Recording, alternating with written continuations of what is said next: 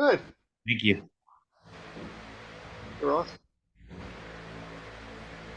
So, Koriki. Of course, Shujin is in the pitcher's mound today. Good. Are you seeing Shijin's golden glow? He's like a golden Buddha. Yeah, with a golden retriever there.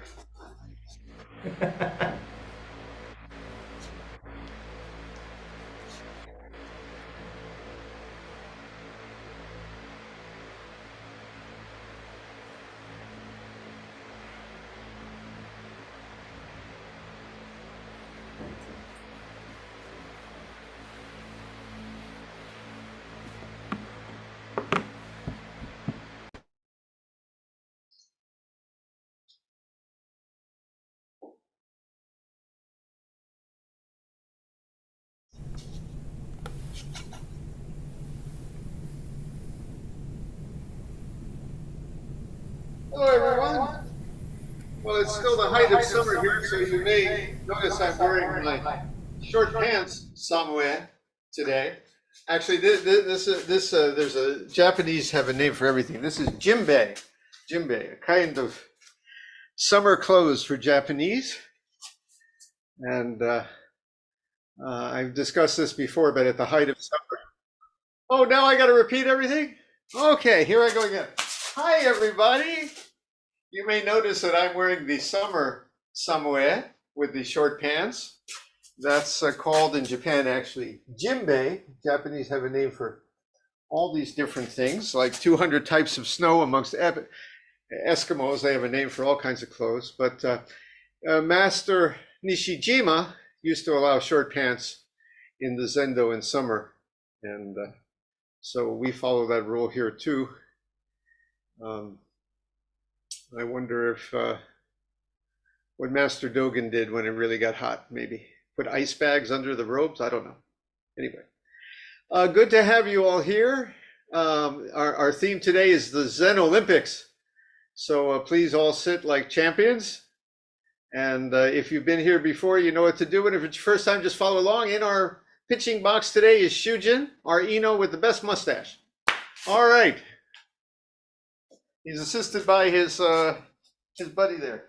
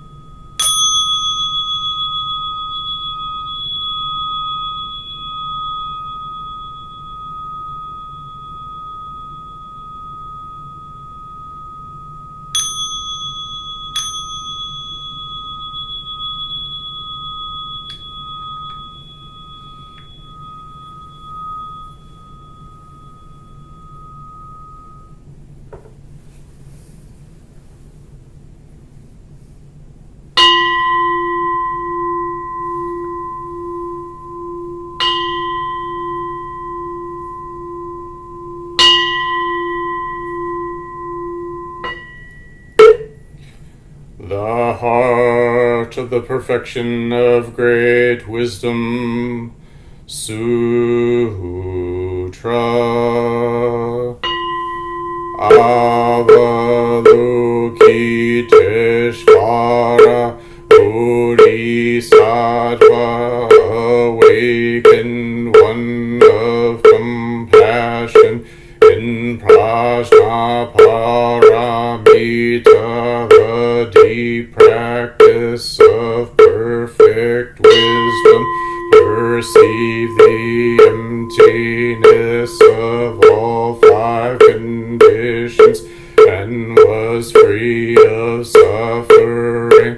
O Shariputra, form is no other than emptiness, emptiness no other than form, form is precisely emptiness, emptiness precisely form, sensations, perceptions, formations, and consciousness are also like this.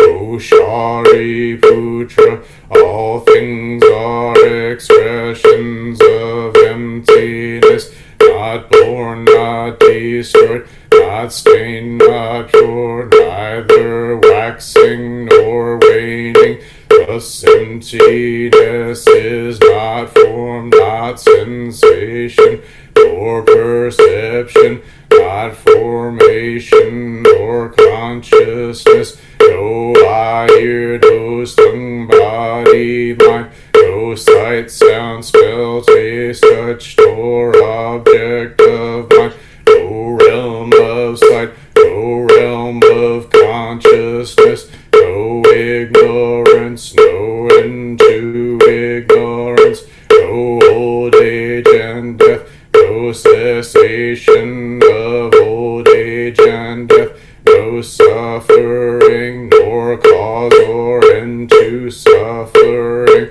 no path, no wisdom, and no gain, no gainless bodhisattvas live this prajnaparamita with no hindrance of mind, no hindrance, therefore no fear, far beyond all delusion. Nirvana is already here.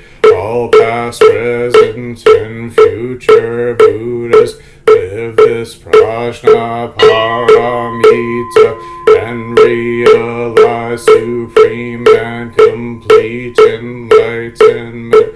Therefore know that prajnaparamita is the sacred mantra, the luminous mantra, the supreme mantra, the incomparable mantra, by which all suffering is clear. This is no other than truth. Therefore set forth the prajnaparamita mantra. Set forth this mantra and proclaim Gate, Gate, Paragate, Parasamgate, Bodhisvaha.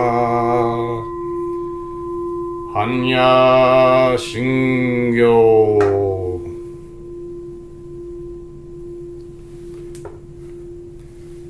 Buddha nature pervades the whole universe, reality existing right here and now.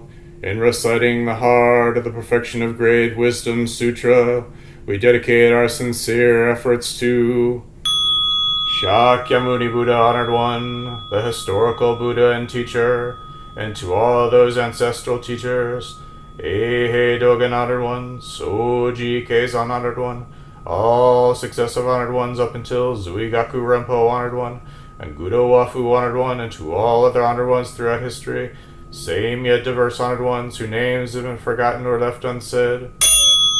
We also dedicate these efforts to the three treasures, Buddha, Dharma, Sangha, to all awakened ones and teachers in all places and times. We especially seek tranquility and well-being for all creatures now suffering ill in health. May they be serene through all their ills. May their lives be at peace and wisdom pervade the darkness of ignorance. We dedicate our hopes and aspirations to all victims of war and natural events, to the injured and to all families touched by these tragedies, to the healing of hatred in all countries and among all peoples, to the wisdom and compassion of our world leaders, to the peace of the world and harmony of all beings. Thus let the harmful effects of words, thoughts, and actions be dispelled, and compassion bloom in perpetual spring. May we all realize and live the enlightened way together. All Buddhas throughout space and time, all Bodhisattvas, Mahasattvas, Maha Rajna Paramita.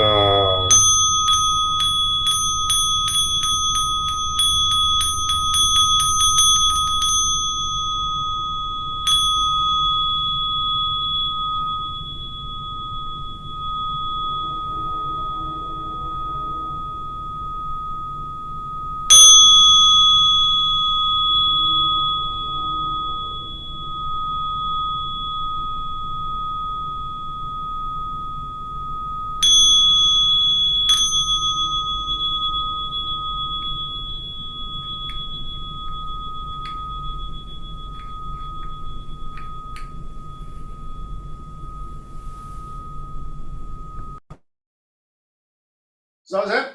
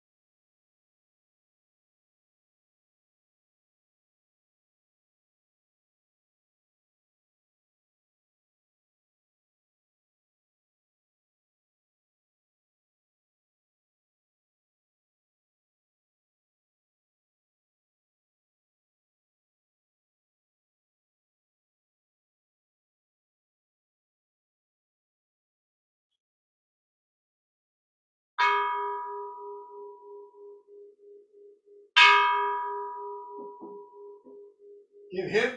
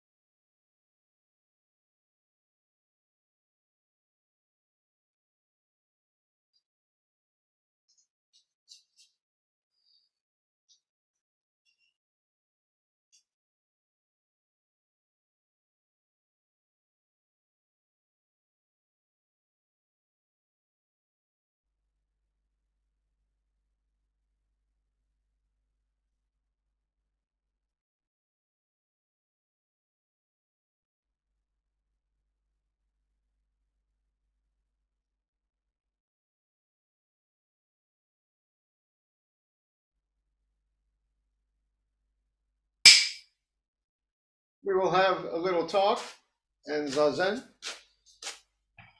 or Zazen and a little talk, depends how you look at it.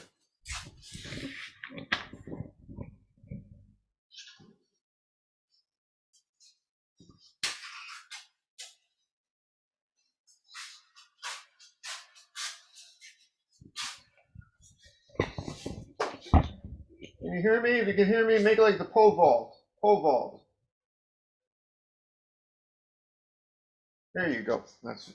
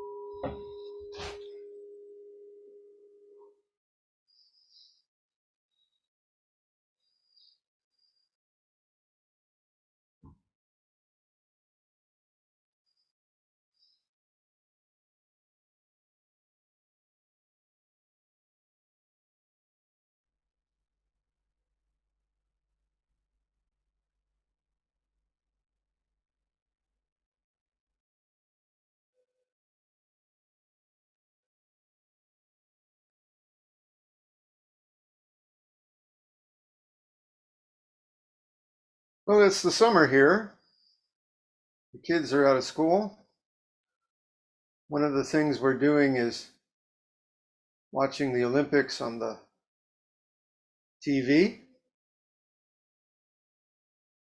But I'm also kind of proud to say that something like 35 members of the Japanese Olympic team are connected to scuba here, either living here right now or they went to the university here. It's big in sports. One of those folks is actually, I don't know him so well, but I know his mother. We're their family friend, and he was a silver medalist last week in the, twice actually, in the judo. And I was just thrilled. But the next day I read his interview in the news, and he was really disappointed with himself, kind of even ashamed. He said, I'm really feeling vexed, frustrated that I couldn't do my best and get the gold medal. He only got the silver medal. And I suppose that if you're an Olympic athlete, world class, you got to drive yourself and think that way. Otherwise, he wouldn't be where he is, I suppose. I don't know. Maybe he could, if he was a little bit more zen about it. By that I mean that how do Zen folks approach goals and excellence? Some people think that Zen means just being always laid back, always just going with the flow, being kind of a guy who, or a woman who doesn't have much drive. Is that so? Well, it depends. There's a time for that. And a time also for pushing ahead with goals, and the time for putting it all down.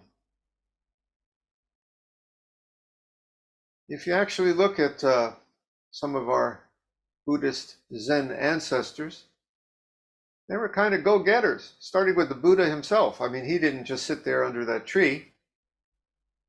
He thought about it, but then he got up and spent the next decades walking here and there across India, constantly teaching, building his Sangha. Not exactly a layabout guy. And even Master Dogen, I mean, think about it. Went to China, came back, built a number of temples. Even when folks said to him, he got a lot of scorn for it. He was called how to say, rule breaker, iconoclast, introducing this new kind of Buddhism. They burnt down his old temple, so he walked across to Japan and built another. Even his own monks sometimes gave him a hard time. He didn't care, a stubborn guy. Well, if it wasn't for stubborn guys, we wouldn't be here right now sitting. This would still be my barn, not our zendo, I guess. But he was a mover and shaker, a builder, as was his successor Keizan, who spread Soto Zen far and wide across Japan. If it wasn't for those guys, we wouldn't be here talking about how goalless it is with nothing to do. So what does that mean? Well, Zen has always been associated with people with goals who sought excellence. Of course, the swordsmen and the archers, but also the artisans, the craftsmen,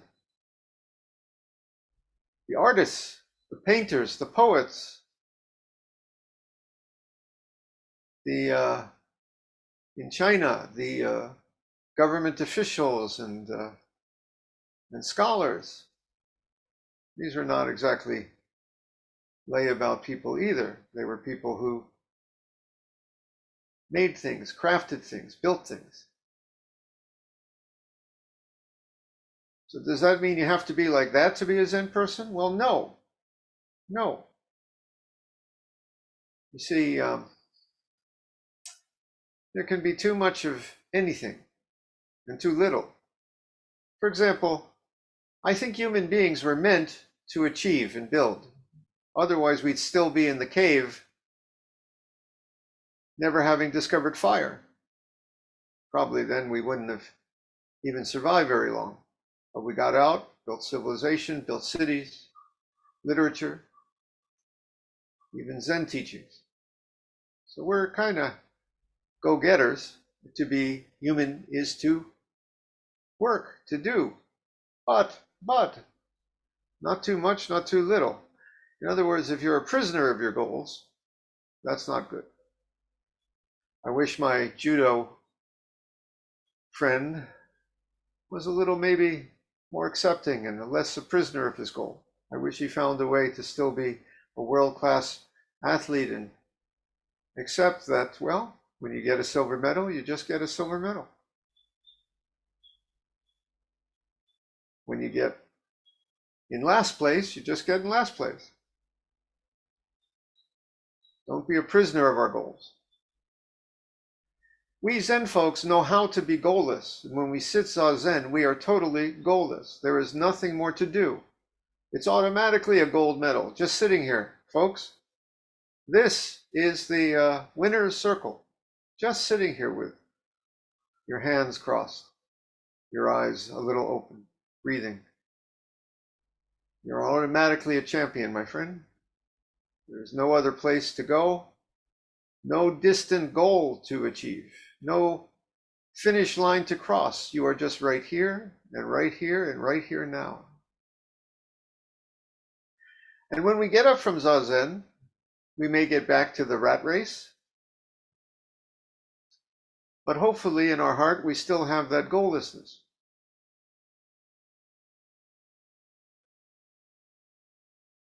even as we're building and striving and building, achieving, whatever, we're still goalless about it. It's, how to say, goals without goals. We Zen people know how to do both at once.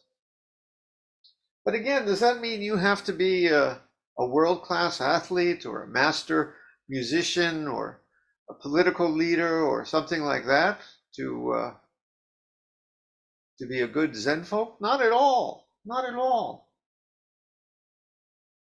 Being a good artisan, whether your art is strumming a guitar or, well, washing windows. Being a good parent, being a good school teacher, being a good friend.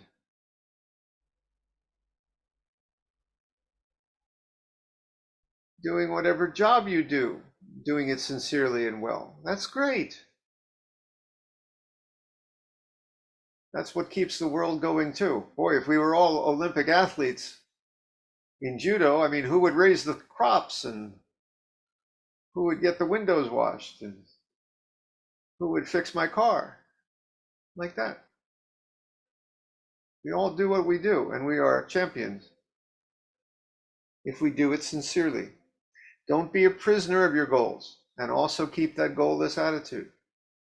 And yes, if you decide in life that you want to get out of the rat race and live easily and sleep in a little more in the morning and be a poet and not a Wall Street profiteer, whatever it is,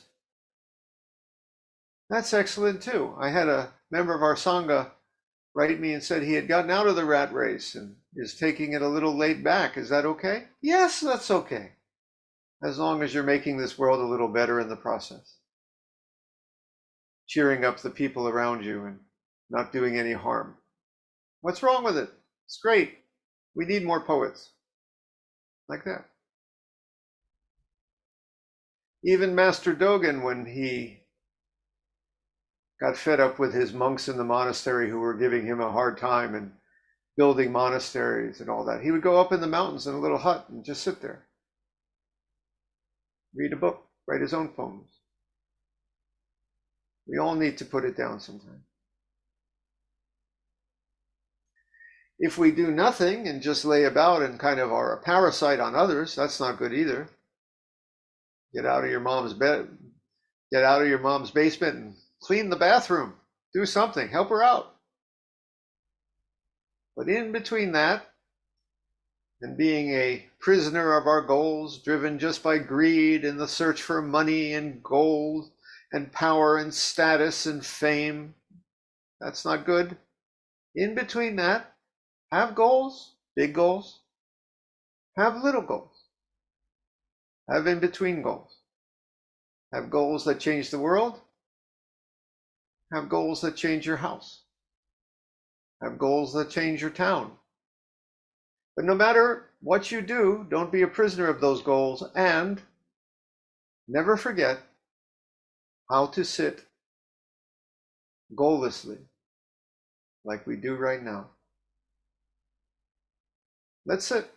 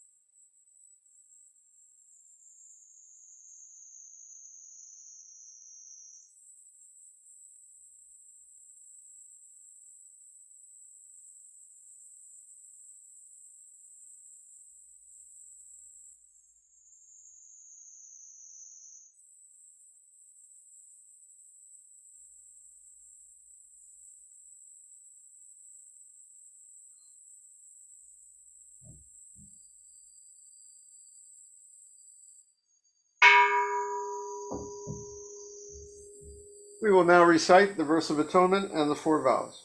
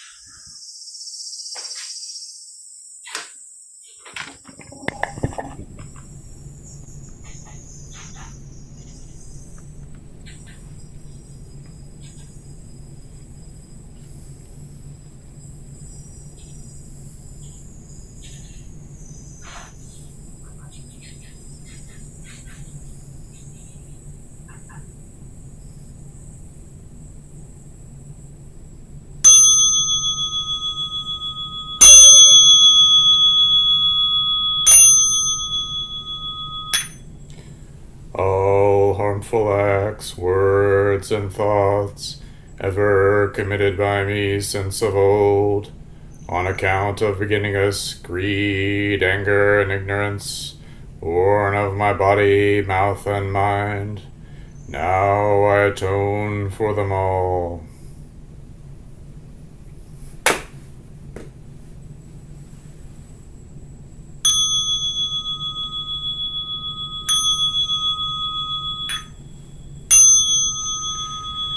To save all sentient beings, though beings numberless, to transform all delusions, though delusions inexhaustible, to perceive reality, though reality is boundless, to attain the enlightened way, a way non-attainable, to save all sentient beings, though beings numberless, to transform all delusions, though delusions inexhaustible, to perceive reality, though reality is boundless, to attain the enlightened way, a way not attainable, to save all sentient beings, though beings numberless, to transform all delusions, though delusions inexhaustible, to perceive reality, though reality is boundless, to attain the enlightened way, a way not attainable.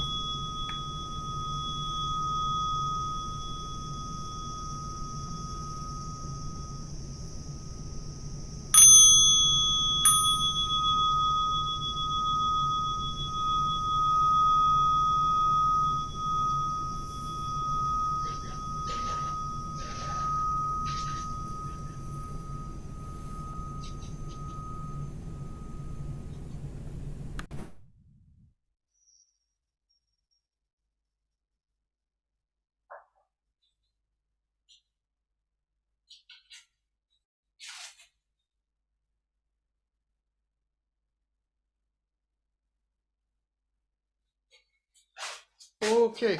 One thing I should have added is that if you're washing the windows or feeding the cat or struggling to get out of rehab to get your body better or taking care of the kids, it's the whole universe doing it, my friend. It's all part of the great dance. You know, the Olympic athlete, he's great, but feeding the cat, washing the windows, taking care of the kids, we're all dancing this together. It's the whole universe doing it. Don't forget that. Okay. Anyway, we're going to have tea if you want to stick around. Otherwise, everybody else, I hope you're very successful in achieving your goals, no goals this week. All right? See you guys later. Nice job, by the way, shown in there. Gold medal on the Enoing. You left out one word, though. One word. I'm going to talk to you about that later. Very interesting. It was kind of a reverse Freudian slip.